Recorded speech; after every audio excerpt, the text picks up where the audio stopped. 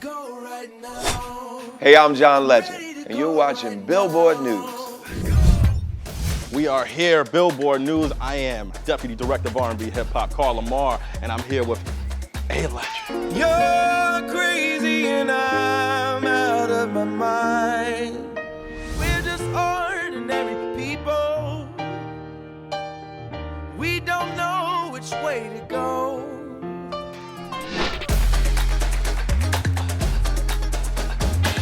Talking about 12-time Grammy Award winner, Mr. EGOT. John Legend, my brother, how you feeling? You good? I'm good. I spoke to a friend of mine, Ludacris, and I remember the convo we had, it was about the word legend. And he said, you know what? I feel comfortable with Ludacris being called a legend. I think so too, easily. But he said it took him some time to accept it. I'm curious, did it take time for you to accept that? Well, obviously, I accepted it as a stage name long before I was ever an actual legend. J.I.B. started calling me that, and the nickname kind of stuck early, you know, almost 20 years ago. And the rest is history, I guess. At that point in my career, I was like unsigned, and I was like, should an unsigned artist be calling himself John Legend? That's a lot to say. And I took it on, and I've just been trying to build a career ever since that lived up to it. And I finally felt like it's time to call my album Legend with this project. It's a double album. It represents so much of who I am as an artist, all the artists who have inspired me, all the music that I love. It's this stage name that's been following me for almost 20 years, and I feel like I'm ready to embrace it. All the chances, everything going, sitting out to 8 days. Did you kind of treat it like your first album, knowing that this is a whole new situation? Well, not like my first album, but I come to every album with the attitude that I have to prove myself, you know? I am not guaranteed that people are gonna love it, even if they love my last album. I'm not guaranteed that these songs are gonna hit, even if I've had hits before. And so I have to prove myself every single time. All throughout my career, it's been my approach that even though Get Lifted was a big success, that I need to keep refreshing, renewing myself as an artist.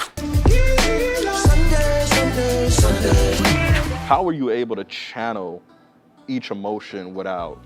Well, this album was made over time, you know. A lot of it was made in 2021 because, you know, I sang, you know, Feeling Good at the inauguration of Joe Biden that I had worked to help make happen. And It's a new dawn, it's a new day, it's a new life for me.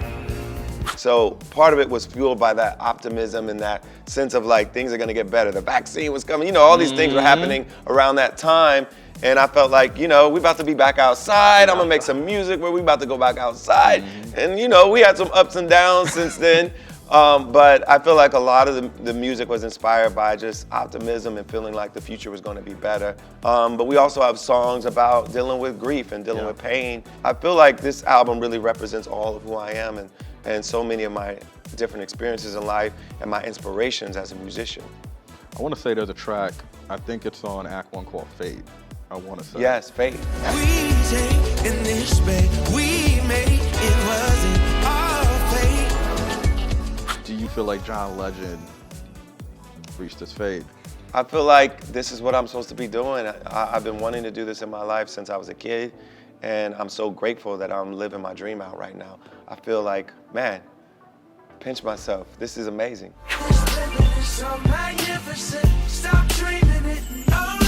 When I think of John Legend, I think of legendary hooks. When you get that call from that MC, who gives you the chills when you're like, oh, I gotta put my foot in it? It's always a blessing to do anything with Hov. I mean, he's obviously one of the greatest we've ever seen. I know,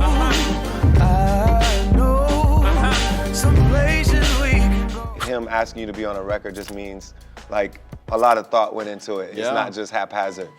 Rose, like I said, our collaborations have been just so prolific and so great because we've done multiple tracks together. We have enough, I think, now to fill up a whole album of just the two of us together.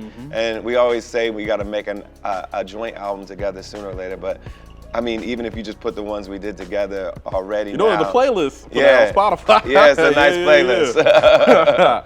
I also heard a podcast last week, spoke about an old friend, Kanye. Do you think there's a way to possibly make it work and rekindle? Let's play the blame game. I love you more. Let's play the blame game. Well, what I said in that interview wasn't that because we voted for different people, or he was running, yeah. we weren't friends anymore. What I said was he was upset with me that I didn't support his presidential candidacy. And I don't really know a way around that because I'm not going to take back the fact that I didn't support his presidency. I'm not going to apologize for that because I believed that was the right thing for me to do, and I still believe that that's the right thing for me to do. And if that means he doesn't want to be friends with me anymore, then so be it. We have great music we made together. He helped make me who I am as an artist, and I'll never forget that. And we're just not seeing eye to eye right now, and that's life. And that's okay. Yeah. John, thank you for stopping by Billboard News. Much appreciated. Thank you, brother. If you haven't already, make sure you check out John Legend's new album, Legend, which is out now.